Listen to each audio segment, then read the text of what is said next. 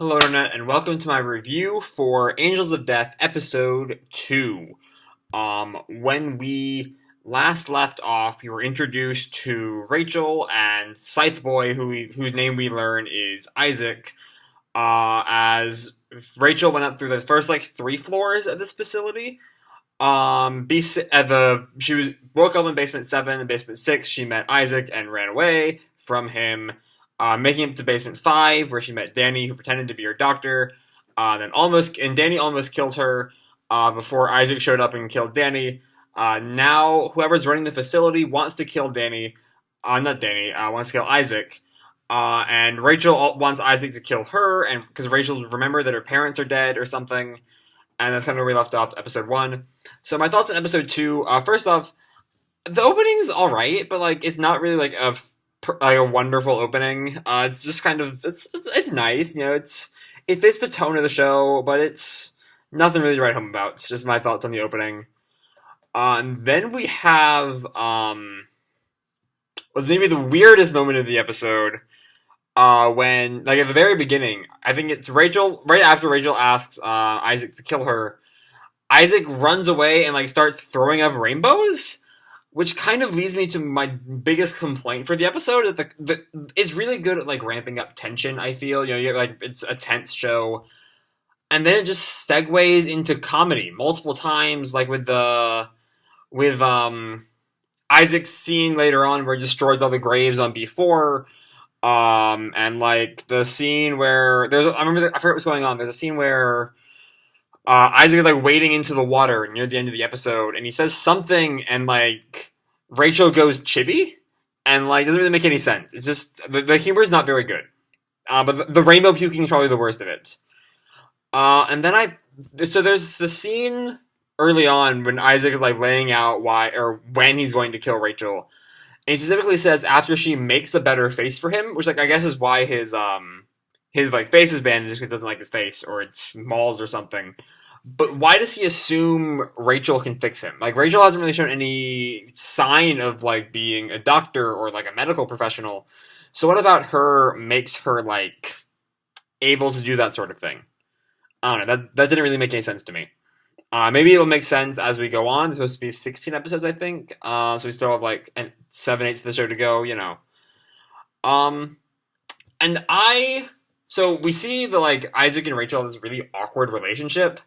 Where it just feels awkward to watch. He'll talk to her and then she won't answer, and then she'll ask him something and he'll get angry, and it's something about it just doesn't quite feel human, and I feel like that is very much the point, and I definitely am kind of intrigued by it, even if I'm not the biggest fan of it at the moment.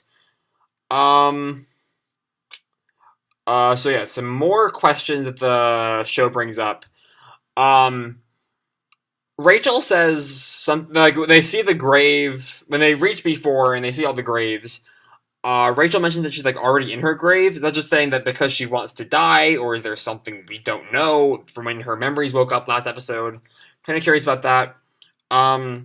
Also, who are the gravestones? We see Rachel's gravestone, and I don't think we see all the other people we don't really recognize. I don't think. Are they the other sacrifices? Because that's on the same floor where Rachel opens up the little notebook in Bag Boy's room, or I'm assuming it's Bag Boy's room. I'm not sure yet. Something in my mouth. I don't know what it is. Maybe a piece of an apple from lunch. Where was I?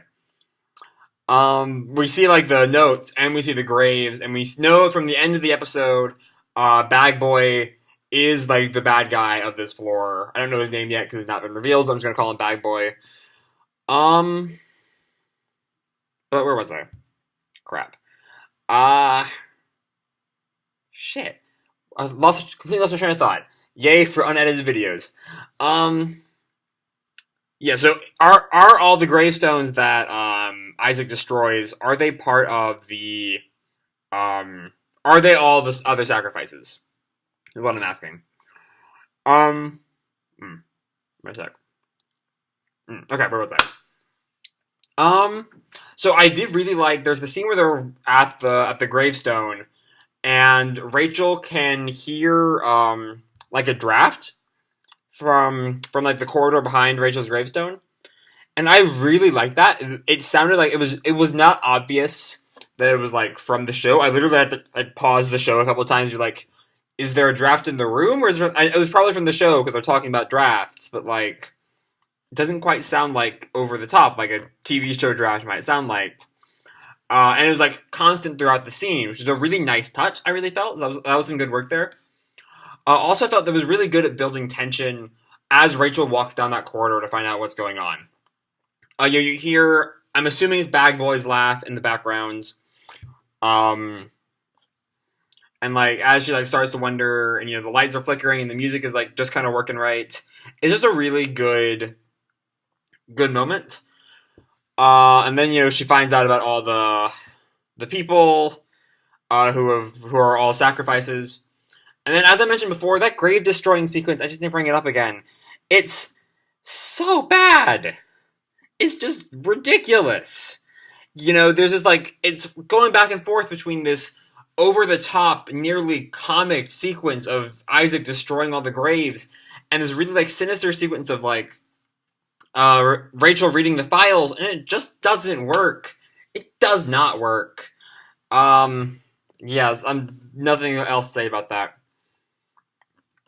Then she comes back out with the files, and she shows them to Isaac, and at that point, there's this recurring musical, I guess, motif, or maybe it's just a general background track throughout the episode, where like there's this like church organ music that plays up, and it's just a little much. It's like all the time at one point in this episode, and I wasn't feeling it. Another thing I did not feel, Isaac's story of like the lady who pretended to be his fan. It was just kind of there. It wasn't really good. But I do love Rachel's like who gives a shit response to him. That was like one of the maybe the only funny moment in the episode where I actually laughed. That was just a really funny scene. And then Isaac destroys Rachel's grave, which seems to make Rachel more dead inside, which I feel might be some kind of symbolism of like the marker of her death is gone and now she's even deader. But we'll have to see how the series goes on and see if that plays out like that. I really hope not, though, because like I really wanted to have more personality. At the moment, she's just kind of like a blank slate, and that those aren't really good characters in TV shows. Where they might be good in the game, where you can like Link in Zelda, you can like input yourself onto the character, or like in like any dating sim game ever. But that doesn't really contribute well to television, I feel, because like you want the characters to be characters and not be extensions of yourself. That's kind of the nature of television, or like really any viewing based media. Then we have this moment where Isaac asks Rachel why she doesn't just kill herself. And I think that's the moment. I think that's the moment I was mentioning earlier when he was waiting in the water. The comedy just really didn't work, and the comedy did not work in that scene. But then her response is actually because God says no, and that's interesting. I'm intrigued by that. I'm not quite sure where we're going with that.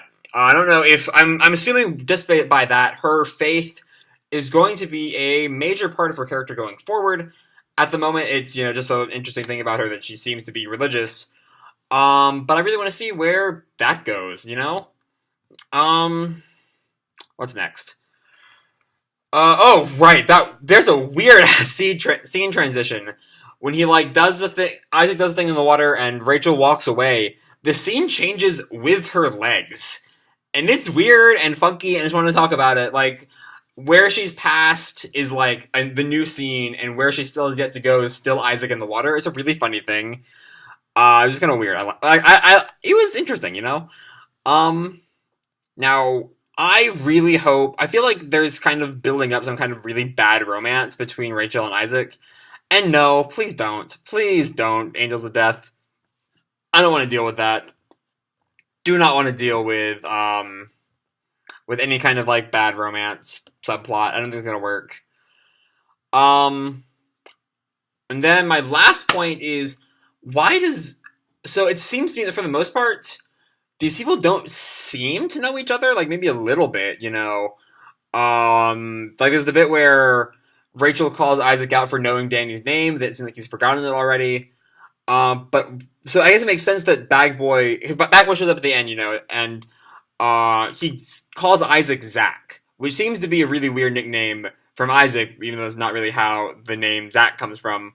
But whatever, it's Japan; they might not know English names as well.